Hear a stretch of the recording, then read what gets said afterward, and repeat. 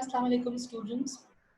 In today's video, we'll be covering risk of the single asset. This is in continuation with my last video in which we have discussed how to calculate the returns on a single asset. So today we'll be doing risk. Now what is risk? Risk is the variability or unpredictability of the actual return from the expected returns.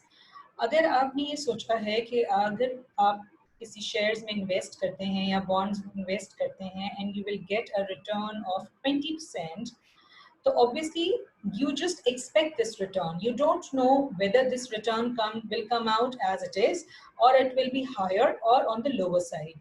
So जो actual returns और expected returns के दरमियान जो variability होती है उसे हम risk कहते हैं. I can give you a simple example. For example, if I invested in share A, ठीक है?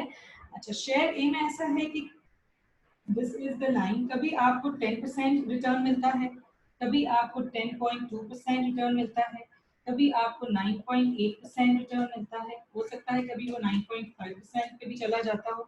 That means इसके अंदर इस तरह की फ्लक्चुएशंस हैं.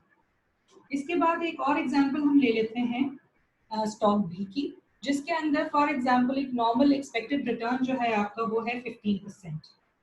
कभी ऐसा भी होता है कि ये स्टॉक आपको 20% जितना रिटर्न भी देता है और कभी ये 12% पे भी चला जाता है, कभी ये 13% पे आ जाता है और कभी ये 18% पे भी चला जाता है. कभी ऐसा भी हो सकता है कि ये आपको -10% का रिटर्न दे रहा हो. अब अगर मैं इसको चेक करूं तो इसकी फ्लक्चुएशन जो है आपको नजर आ रही होगी बहुत ज्यादा. इसके कंपैरिजन में इसकी फ्लक्चुएशन आपको बहुत ज्यादा नजर आ रही होगी.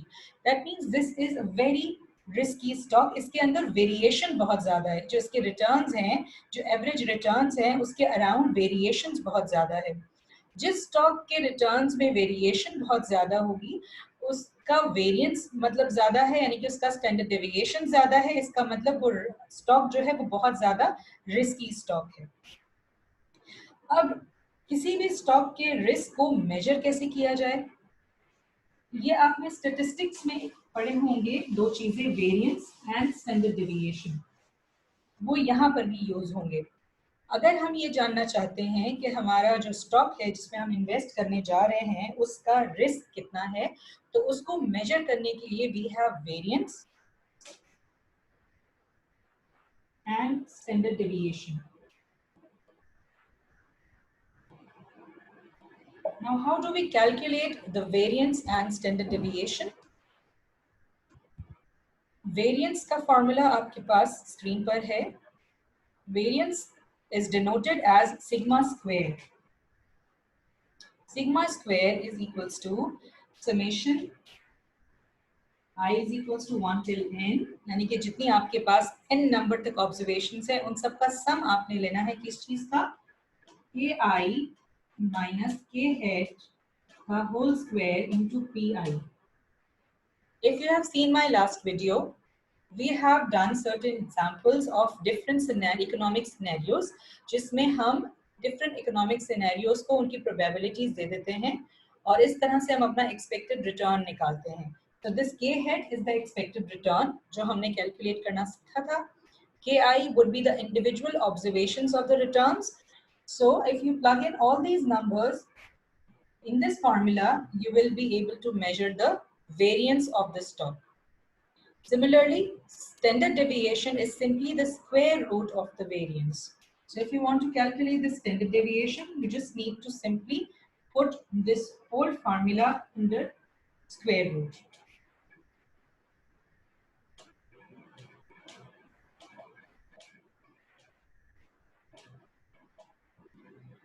इसको और बेहतर समझने के लिए we'll have to do one numerical. So let's do this numerical.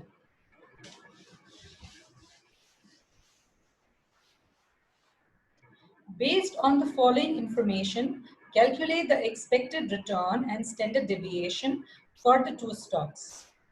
पहले हमारे पास state of economy given है, recession, normal and boom. So let's copy the data first. State of economy I'm not writing the whole thing. To state of economy, I'm writing recession we have. Then we have normal. And then we have boom. These are the three situations that we have. Then next column shows you the probability, PI, of the individual scenario or the individual state of economy. It's 0.1, 0.6 and 0.3. The next column gives you the rate of return of stock A and stock B. We will right now do stock A. तो हम stock A का अगर KI देखें, KI is 0.06 in the case of recession, 0.07 यानी कि 7% in the case of normal conditions and 0.11 in the case of economic boom, right? So अब हमें इनका वेरिएंस देखना है. रिमेंबर, वेरिएंस निकालने से पहले हमें इसका एक्सपेक्टेड रिटर्न निकालना पड़ेगा और एक्सपेक्टेड रिटर्न निकालने के लिए हमें क्या करना पड़ेगा, इसको मैं के आई की जगह के ए लिख देती हूँ so that it's a return on stock ए. ठीक है, अब what I'll do is now we'll calculate the expected returns first, and to calculate the expected return I need to do what, PIKA, यानी कि probability of each situation into returns in each situation.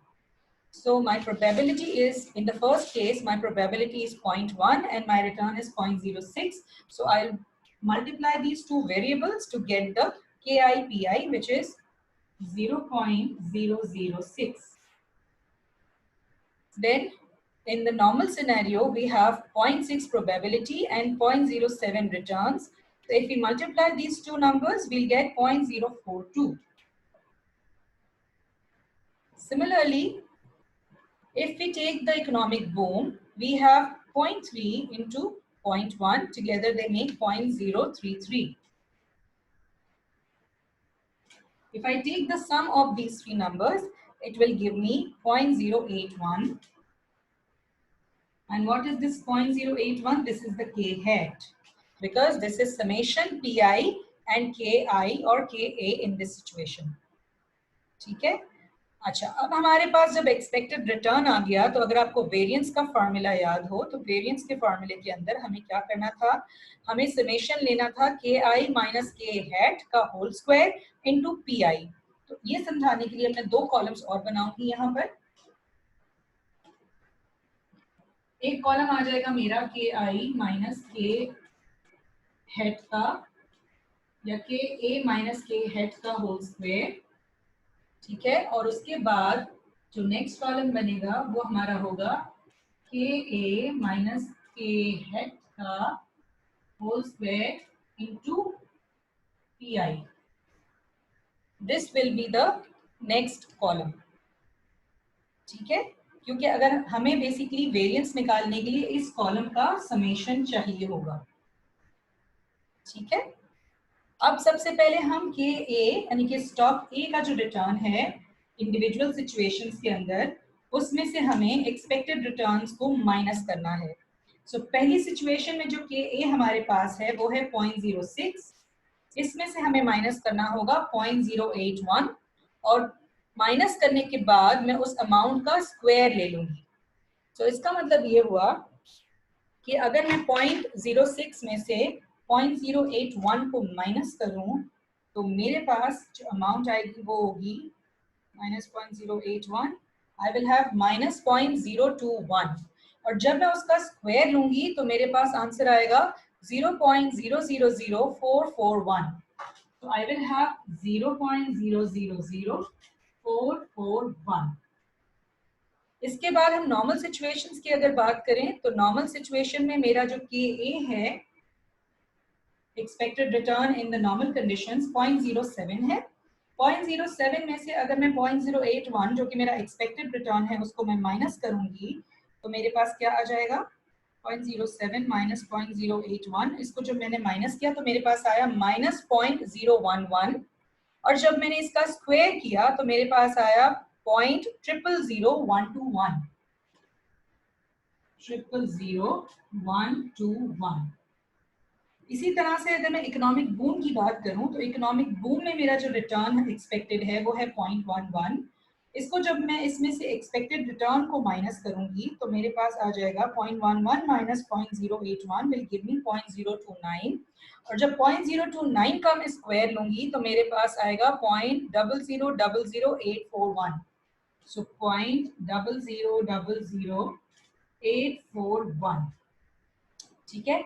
अब मुझे इस column का summation नहीं चाहिए, बल्कि अब मुझे इन तीनों नंबर्स को इनकी एसोसिएटेड प्रोबेबिलिटीज के साथ मल्टीप्लाई करना है पहले। ठीक है। सो अगर मैं 0.00441 को मल्टीप्लाई करूं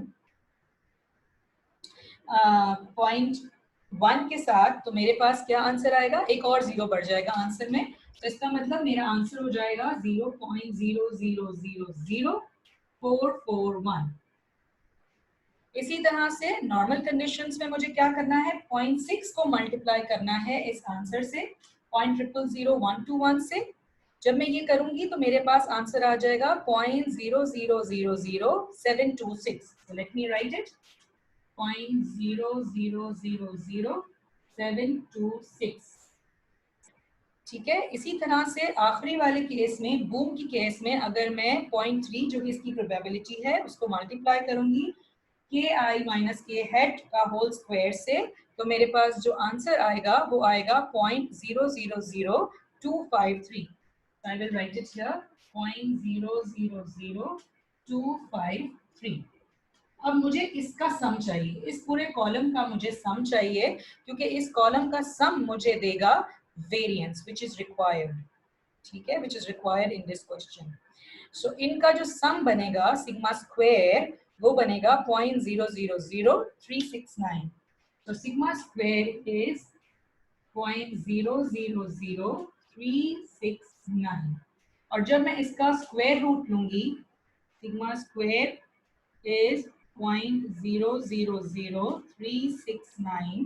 और जब मैं इसका स्क्वायर रूट लूंगी सिग्मा निकालने के लिए, तो मेरे पास सिग्मा आ जाएगा 0.0192। 0.0192, this is the standard deviation. इसको परसेंटेज टर्म्स में अगर मैं इंटरप्रेट करूं तो परसेंटेज टर्म्स में ये आपको 1.92% नजर आएगा, is equals to 1.92%।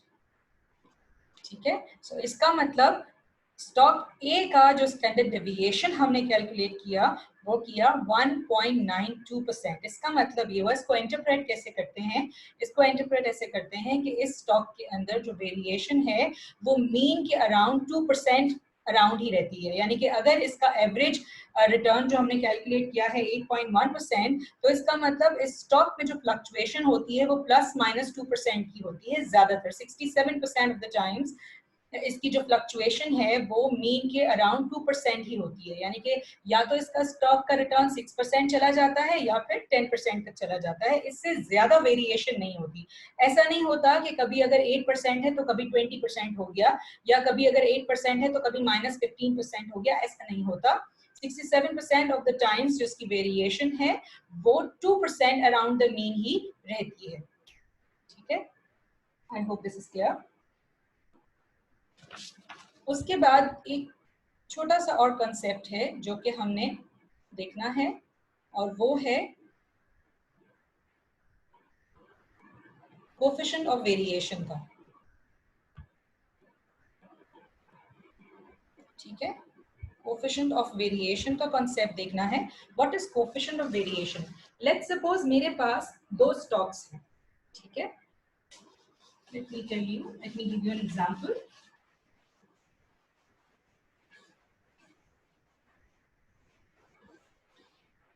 Let's suppose मेरे पास कोई दो स्टॉक्स हैं, stock A and stock B, जैसे कि इस एग्जांपल में भी हैं, दोबारा इस एग्जांपल पे भी आएंगे। अगर मेरे पास दो स्टॉक्स हैं, स्टॉक ए का जो रिटर्न है एक्सपेक्टेड वो है 12%, और जो स्टॉक बी का रिटर्न है वो है 19%। अब अगर आपसे मैं कहूं कि कौन सा स्टॉक इसमें अच्छा लग रहा है आपको, कौन से स्टॉक में हमें इन्वेस्ट करना चाहिए, so of course you will say stock B, क्योंकि ये आपको रिटर्न अच्छा दे रहा है। ठीक है, स्टॉक बी को सिलेक्ट करना चाहिए। लेकिन फिर मैं आपसे कहूँ दूसरा एडिशनल डेटा दूं कि जो इसका स्टैंडर्ड डेविएशन यानी कि जो रिस्क है स्टॉक ए का वो है 3%, जबकि स्टॉक बी का जो रिस्क है वो है 13%. Now, which stock should I select? Now, definitely I should go with stock A because it is giving you lesser risk. तो बेसिकली क्योंकि हम रिस्क एवर्स इन्वेस्टर्स होते हैं, रिस्क एवर्स इन्वेस्टर का मतलब ये है कि अगर हमारे पास रिस्क ज्यादा है तो हमें रिटर्न भी हायर चाहिए होता है। यूजुअली हमारी कोशिश ये होती है कि या तो हम रिटर्न को मैक्सिमाइज करें और हमारे रिस्क को मिनिमाइज करें। अब रिटर्न मैक्सिमाइज कर रहा है ये वाला स्टॉक, रिस्क को मिनिमाइज कर रहा है ये वाला स्टॉक, तो अब करें तो क्या करें?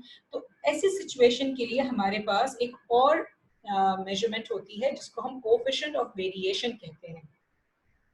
Coefficient of variation basically compare करेगा इन दोनों स्टॉक्स को और हमें बताएगा कि अगर हमें 1 यूनिट ऑफ रिटर्न चाहिए तो उसके लिए दोनों स्टॉक्स हमें कितना अमाउंट ऑफ रिस्क ऑफर करने के लिए, बेयर करने के लिए देंगे। कोएफिशिएंट ऑफ वेरिएशन का जो फॉर्मूला है वो है सिग्मा ओवर के हैट, यानी कि risk over per unit of return. तो बेसिकली कोएफिशिएंट ऑफ वेरिएशन क्या करेगा, इन दोनों को डिनोमिनेटर के साथ इक्वलाइज कर देगा। जब दोनों यूनिट रिटर्न्स में हमें आंसर देंगे तो हमारे लिए डिसाइड करना बहुत आसान हो जाएगा। ठीक है, जैसे कि हम अपनी एग्जांपल जो अभी हमने स्टॉक ए की थी, उस स्टॉक उसी एग्जांपल पे हम दोबारा आ जाते हैं। उस एग्जांपल पे हम आ जाते हैं। उस एग्जांपल के अंदर हमारे पास स्टॉक ए का जो रिटर्न है वो है 8.1% और जो इसका सिग्मा था यानी कि स्टैंडर्ड डेविएशन था वो था 1.92%। अच्छा, स्टॉक बी क्योंकि मैंने पहले से कैलकुलेट करके रखा है तो मेरे पास इसका रिटर्न मौजूद है 15.7%। Now before looking at the risk, अगर हम सिर्फ रिटर्न की बात करें तो obviously B is attractive in this case. But then when we talk about the sigma, which is the standard deviation of stock B is 14.89%, which is much higher than stock A's risk. Now this will actually attract us to hold stock A rather than stock B. ठीक है, अब इसके लिए हमें क्या करना पड़ेगा, coefficient of variation दोनों का निकालना पड़ेगा। कोएफिशिएंट ऑफ वेरिएशन ए का निकालने के लिए हमें क्या करना है, हमारा फॉर्मूला क्या है, हमारा फॉर्मूला है sigma over return. So sigma over return will give me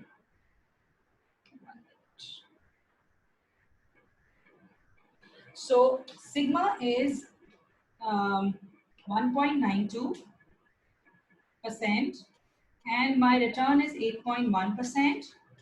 तो अगर मैं इसको 1.92 को डिवाइड करूं 8.1 से तो मेरे पास जो कोएफिशिएंट ऑफ वेरिएशन आ रहा है वो आ रहा है 0.237। इसी तरह से अब मैं स्टॉक बी की कैलकुलेशन करूंगी। Coefficient of variation for stock B is equals to what is the sigma 14.89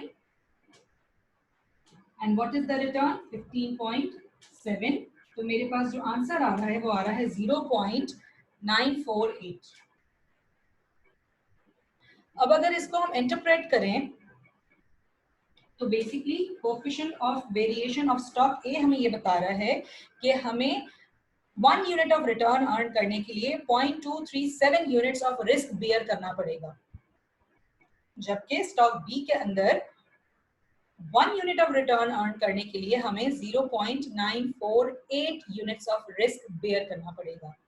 तो ऑफ कोर्स अगर हमने दोनों को इक्वल डिनोमिनेटर्स के साथ देख लिया, पर यूनिट रिटर्न के साथ जब देखा, so will be able to decide कि यहाँ पर 1 यूनिट ऑफ रिटर्न अर्न करने के लिए हमें काफी कम रिस्क बेयर करना पड़ रहा है as compare to stock B जहां पर हमें बहुत ज्यादा रिस्क बेयर करना पड़ रहा है।